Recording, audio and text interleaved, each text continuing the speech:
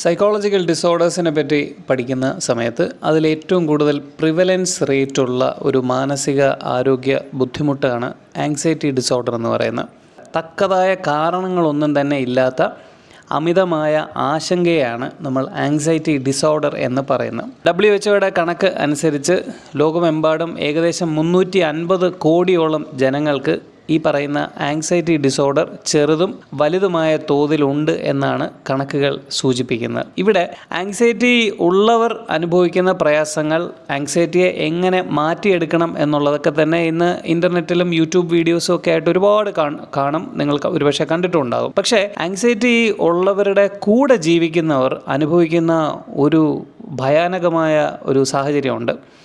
അവർ അറിയാതെ ഇത് ആങ്സൈറ്റി കാരണമാണ് എൻ്റെ കൂടെ നിൽക്കുന്നവർ ഇങ്ങനെ പെരുമാറുന്നത് എന്ന് അറിയാതെ അവരുടെ ജീവിതത്തിൽ സംഭവിച്ചു പോകുന്ന ഒരുപാട് പാളിച്ചകൾ, അവരുടെ ജീവിതം വഴിമാറിപ്പോകുന്ന സാഹചര്യങ്ങളൊക്കെ തന്നെ ഒരുപാട് സംഭവിക്കുന്നുണ്ട്. ഇന്ന് കേരളത്തിലും സ്ഥിതി മോശമല്ല. അതിൻ്റെ ഭീകരാവസ്ഥ അറിയണമെങ്കിൽ കേരളത്തിൽ ഇന്ന് വിൽക്കപ്പെടുന്ന ആങ്സൈറ്റി റിലേറ്റഡ് ആയിട്ടുള്ള അസുഖങ്ങൾക്കുള്ള മരുന്നിൻ്റെ എണ്ണം അല്ലെങ്കിൽ ആ മരുന്ന് വിൽപ്പനയുടെ മാർക്കറ്റ് എത്രയാണ് എന്ന് വെറുതെ ഒന്ന് ഗൂഗിൾ ചെയ്ത് നോക്കിയാൽ തീർച്ചയായിട്ടും നമ്മൾ ഈ പറയുന്ന വിഷയത്തിൻ്റെ ഗ്രാവിറ്റി എന്താണ് എന്ന് ബോധ്യപ്പെടും. ഈ ആങ്സൈറ്റി ഉള്ളവരുടെ കൂടെ ജീവിക്കുന്നവർ അനുഭവിക്കുന്ന പ്രയാസങ്ങൾ എണ്ണിയാൽ തീരാത്ത പ്രയാസങ്ങളാണ്. അതിൽ ഏറ്റവും പ്രധാനമായി അനുഭവിക്കുന്ന പ്രയാസം എന്ന് പറയുന്നത്, ആങ്സൈറ്റി ഉള്ളവർ എപ്പോഴും മറ്റുള്ളവരെ, പ്രത്യേകിച്ച് അവരെ കൂടെ നിൽക്കുന്നവരെ, അത് സുഹൃത്താകാം, മക്കളാകാം, ഭാര്യയാകാം, ഭർത്താവാകാം, അല്ലെങ്കിൽ മാതാപിതാക്കളാകാം, ഇവരെല്ലാം അമിതമായ രീതിയിൽ നിയന്ത്രിക്കാൻ ശ്രമിച്ചുകൊണ്ടേയിരിക്കും. അമിതമായ രീതിയിൽ നിയന്ത്രിക്കാൻ ശ്രമിച്ചുകൊണ്ടേയിരിക്കും എന്ന് പറയുമ്പോൾ ഈ നിയന്ത്രണം ശാരീരികമായ നിയന്ത്രണമായിരിക്കും, മാനസികമായ നിയന്ത്രണവുമായിരിക്കും. ശാരീരികമായ നിയന്ത്രണം എന്നുള്ളതുകൊണ്ട് ഉദ്ദേശിക്കുന്നത് ഇവർ എവിടെ പോകണം, എങ്ങനെ പോകണം, ഏത് രീതിയിലാണ് പോകേണ്ടത്, ഇത്തരത്തിലുള്ള നിയന്ത്രണങ്ങൾ ഏർപ്പെടുത്തും. ഉദാഹരണത്തിന് ആങ്സൈറ്റി ഉള്ള ഭർത്താവാണ് എങ്കിൽ ഭാര്യയ്ക്ക് ഒരു കാരണവശാലും 2 വീലർ വാങ്ങിക്കൊടുക്കത്തില്ല. കാരണം അയാൾ വിചാരിക്കുന്നത് 2 വീലർ ഓടിച്ചു കഴിഞ്ഞാൽ ആക്സിഡൻറ്റ് ഉണ്ടാകാനുള്ള സാധ്യത വളരെ കൂടുതലാണ്, അല്ലെങ്കിൽ 100% സാധ്യതയാണ് എന്നാണ് ആങ്സൈറ്റി ഉള്ള ഒരു ഭർത്താവ് മനസ്സിൽ വിചാരിക്കുന്നത്. ഏതെങ്കിലും കൂട്ടുകാരോടൊപ്പം പുറത്തു പോയി കഴിഞ്ഞാൽ ആ കൂട്ടുകാർ മോശപ്പെട്ട കൂട്ടുകാരാണ്, അവർ നമ്മുടെ കുഞ്ഞിനെ ചീത്തയാക്കി കളയും എന്നുള്ള തരത്തിലുള്ള ആശങ്ക, ഇത്തരത്തിലുള്ള പ്രയാസങ്ങൾ. അതുകൊണ്ട് ശാരീരികമായ രീതിയിൽ ഇവർ ഒരു ഭയാനകമായ രീതിയിൽ, അതിനെ അങ്ങനെ തന്നെ പറയണം, ഭയാനകമായ രീതിയിൽ നിയന്ത്രിച്ച് കളയും. അതിനുശേഷം ശാരീരികമായ നിയന്ത്രണം മാത്രമല്ല, അതിലേറ്റവും വേദന ഉണ്ടാക്കുന്ന നിയന്ത്രണം എന്ന് പറയുന്നത് മാനസികമായ നിയന്ത്രണവും കൂടിയാണ്. മാനസികമായ നിയന്ത്രണം എന്നുള്ളതുകൊണ്ട് ഉദ്ദേശിക്കുന്നത് ആങ്സൈറ്റി ഉള്ള മാതാപിതാക്കൾ അവരുടെ മക്കൾ എങ്ങനെ ചിന്തിക്കണം എന്നുകൂടി പറഞ്ഞ് അവരെ ആ രീതിയിൽ പരിശീലിപ്പിച്ചെടുക്കാനുള്ള ശ്രമങ്ങൾ നടത്തും. അപ്പോൾ അമിതമായ രീതിയിലുള്ള നിയന്ത്രണമാണ് യഥാർത്ഥത്തിൽ ആങ്സൈറ്റി ഉള്ളവരുടെ കൂടെ ജീവിക്കുന്നവർ അനുഭവിക്കുന്നത്. ഇത് ആങ്സൈറ്റി കൊണ്ടാണ് സംഭവിക്കുന്നത് എന്ന് അറിയാതെ കൂടെ ഉള്ളവർ ആ സ്വഭാവത്തെ നോർമലൈസ് ചെയ്യുകയും അത് അവരിലും കൂടി പ്രകടിപ്പിക്കാൻ തുടങ്ങുകയും ചെയ്യുന്ന ഒരു ദുരവസ്ഥയാണ് ആങ്സൈറ്റി ഉള്ളവരുടെ കൂടെ ജീവിക്കുന്നവരിൽ കാണുന്ന മറ്റൊരു സങ്കടകരമായ ഒരു കാഴ്ച.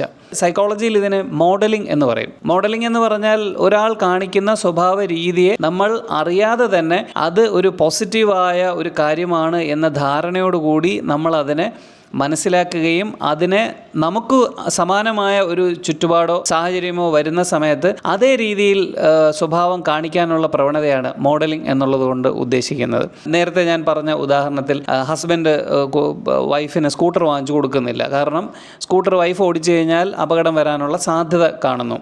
അയാളുടെ വീട്ടിൽ ജീവിക്കുന്ന കുഞ്ഞ് വളർന്ന് വലുതായി അയാൾ കല്യാണം കഴിക്കുന്ന സമയത്ത് അയാളും ഭാര്യയ്ക്ക് സ്കൂട്ടർ വാങ്ങിക്കൊടുക്കുന്നില്ല. കാരണം എൻ്റെ അച്ഛൻ സ്കൂട്ടർ വാങ്ങിക്കൊടുക്കാത്തത് അമ്മ അപകടത്തിൽപ്പെടും എന്ന് വിശ്വസിച്ചതുകൊണ്ടാണ്. ആ വിശ്വാസം ശരിയാണ് എന്ന രീതിയിൽ മോഡൽ ചെയ്യുന്നതിനെയാണ് നമ്മൾ മോഡലിംഗ് എന്ന് പറയുന്നത്. പലപ്പോഴും ഈ ആങ്സൈറ്റി ഉള്ളവരും ആങ്സൈറ്റി ഉള്ളവരുടെ കൂടെ ജീവിക്കുന്നവരും ഒക്കെ തന്നെ ഈ കാര്യങ്ങളെല്ലാം സംഭവിക്കുന്നത് ആങ്സൈറ്റി എന്ന് പറയുന്ന ഒരു മെൻ്റൽ ഹെൽത്ത് വിഷയം ഉള്ളതുകൊണ്ടാണ് എന്നൊന്നും ഒരിക്കലും റിയലൈസ് ചെയ്യാറില്ല.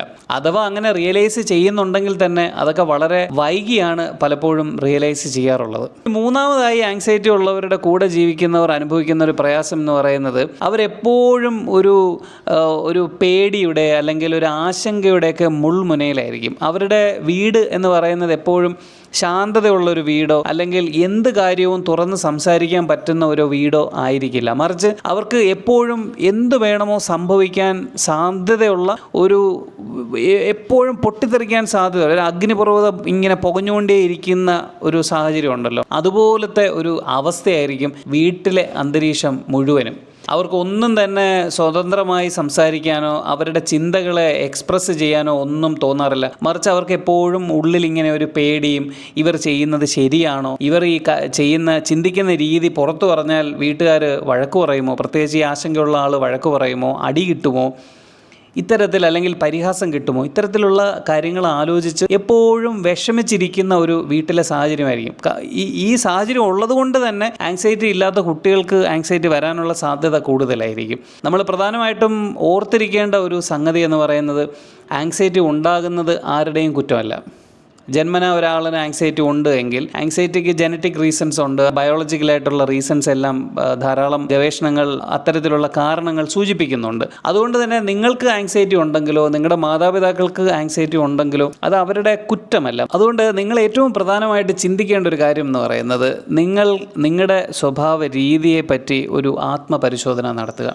നിങ്ങൾക്ക് ആങ്സൈറ്റി ഉണ്ടോ? നിങ്ങളുടെ ആങ്സൈറ്റി കാരണം നിങ്ങളുടെ വീട്ടിൽ അല്ലെങ്കിൽ നിങ്ങളുടെ കൂടെ നിൽക്കുന്നവർ എന്തെങ്കിലും മാനസിക ബുദ്ധിമുട്ടുകൾ അനുഭവിക്കുന്നുണ്ടോ? നിങ്ങൾ ഒരു മാനസിക ആരോഗ്യ വിദഗ്ധൻ്റെ അടുത്ത് നിന്ന്, പ്രത്യേകിച്ച് ഒരു സൈക്കാട്രിസ്റ്റിനെയോ അല്ലെങ്കിൽ ഒരു ക്ലിനിക്കൽ സൈക്കോളജിസ്റ്റിനെയോ സമീപിച്ച് നിങ്ങൾക്ക് ആങ്സൈറ്റി ഉണ്ടോ ഇല്ലയോ എന്നത് ശാസ്ത്രീയമായ രീതിയിൽ വിലയിരുത്തുക.